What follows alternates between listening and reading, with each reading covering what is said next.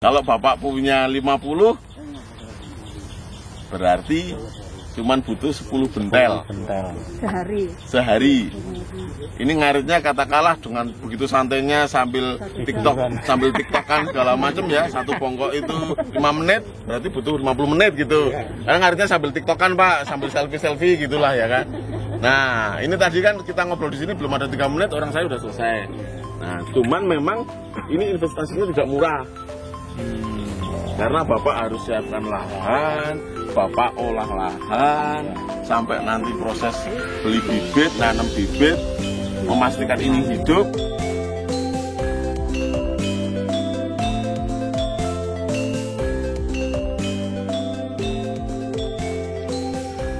Halo teman-teman semua, apa kabar? Semoga sehat selalu para pemirsa channel YouTube 78 Farm Yogyakarta yang berbahagia dimanapun teman-teman berada, baik di Indonesia maupun di luar Indonesia. Oh, kalau dimanapun ya.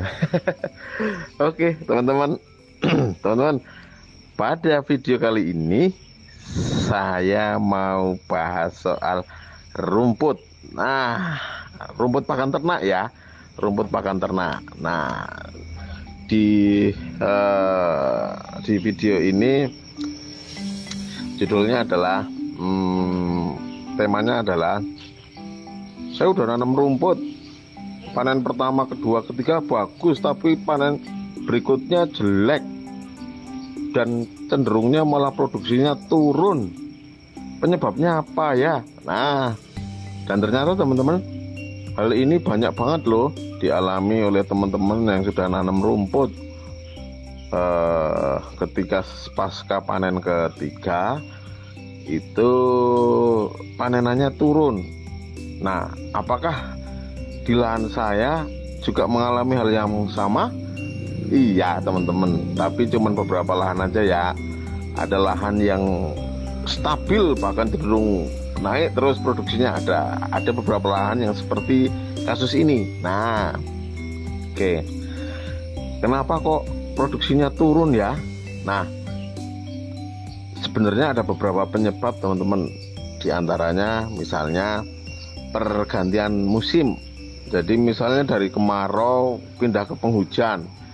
Sebenarnya bagus dari sektor dari sisi penyiramannya, tidak perlu nyirami ya. Hanya saja yang sering terjadi adalah kondisi lahan ini malah over air teman-teman, alias airnya posisinya tidak mudah pergi. Nah, ketika tidak mudah pergi, maka lahan ini penuh dengan air. Nah, kalau penuh dengan air, maka akan sangat mengganggu pertumbuhan si rumput. Nah, biasanya di awal penanaman memang saluran irigasinya sudah ditata. Hanya saja biasanya ketika panen segala macam, ini rumput liar seringkali menutup saluran pembuangan air, atau pupuk-pupuk yang kita berikan kepada rumput di lahan ini juga seringkali menutup saluran air. Nah, ini teman-teman, ini kalau dari kemarau ke penghujan. Bagaimana kalau sebaliknya? Kalau sebaliknya yang terjadi adalah kita telat untuk mensuplai air. Jadi kalau dari musim penghujan ke kemarau, yang sering terjadi adalah suplai airnya telat. Nah, begitu suplai air telat, maka pertumbuhan rumputnya akan berkurang ya. Jadi rumputnya cenderungnya tidak tinggi-tinggi, batangnya kecil, keras, daunnya kaku, kasar gitu teman-teman. Ini berbeda banget kalau memang kondisi lahannya sangat ideal.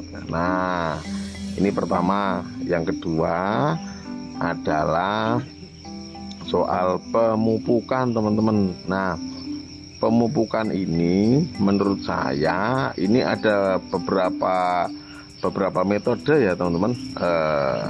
Metode ini bahan untuk pupuknya teman-teman. Ada yang menggunakan rapen itu kompos ya. sisaan pakan hijauan dari kandang yang dibuat kompos gitu, ini bagus untuk rumput. Yang kedua, bisa menggunakan campuran kompos yang dicampur sama arang sekam, ini lebih bagus lagi. Terus ketiga, menggunakan kohe itu bisa pakai sekam ayam, bisa pakai kotoran sapi, bisa pakai kotoran kambing itu sendiri. Nah, beberapa jenis pupuk ini memang berbeda-beda untuk terserapnya dan di hasil final pertumbuhan rumputnya ya. Ada yang slow release, ada yang cepat terserap. Nah, seringkali habis panen itu lupa mupuk, teman-teman. Habis panen lupa mupuk. Ketika lupa mupuk, tentu saja rumput yang rakus tadi ini pertumbuhannya akan berkurang. Nah, idealnya bagaimana? Ketika mau buka lahan, itu pupuk dasarnya masuk.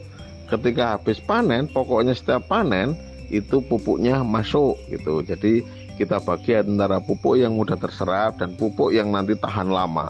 Salah satu yang paling tahan lama adalah serindil kotoran kambing domba ya. Nah, kotoran kambing domba menurut saya tidak perlu diremuk, teman-teman, biarkan bulat-bulat saja, karena itu akan sangat membantu pergerakan akar. Pergerakan akar sangat terbantu oleh rongga-rongga yang dibuat oleh si kotoran kambing domba tadi. Nah, terus ada lagi teman-teman, ada lagi yaitu soal eksternalnya wujudnya naungan.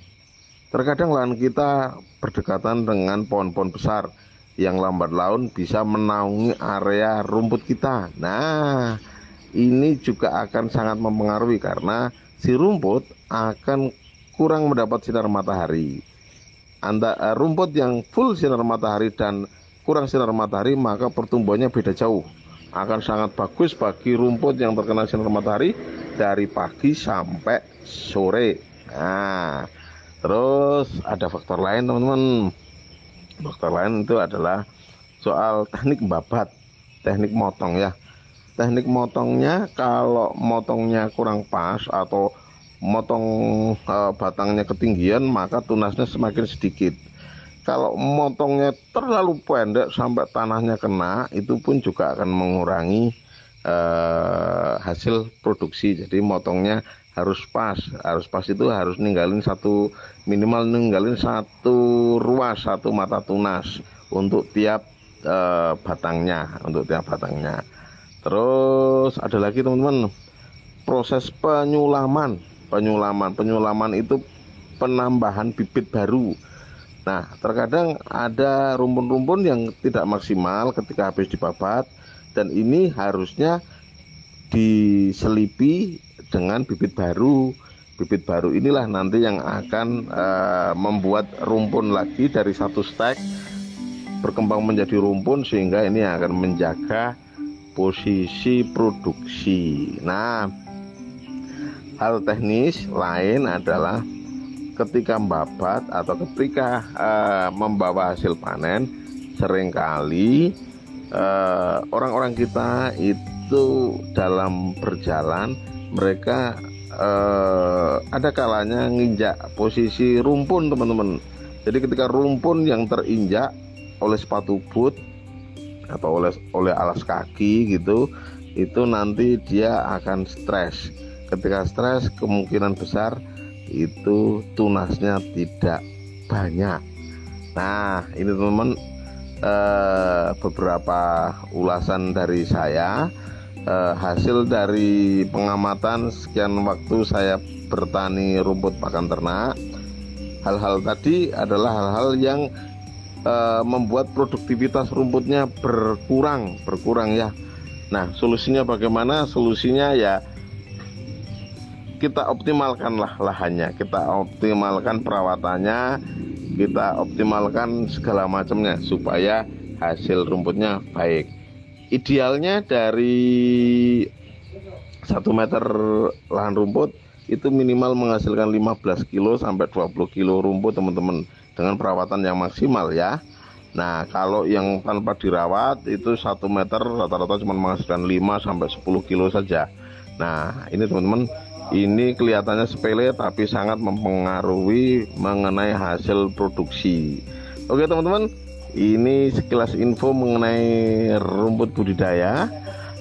Semoga bermanfaat bagi teman-teman semua. Bagi teman-teman yang belum subscribe, silahkan untuk subscribe. Bagi teman-teman yang sudah subscribe, semoga tayangan-tayangan kami bermanfaat untuk teman-teman semua, sehingga teman-teman semakin punya lumbung pakan hijauan. Terima kasih teman-teman. Sampai ketemu di video-video selanjutnya. Terima kasih.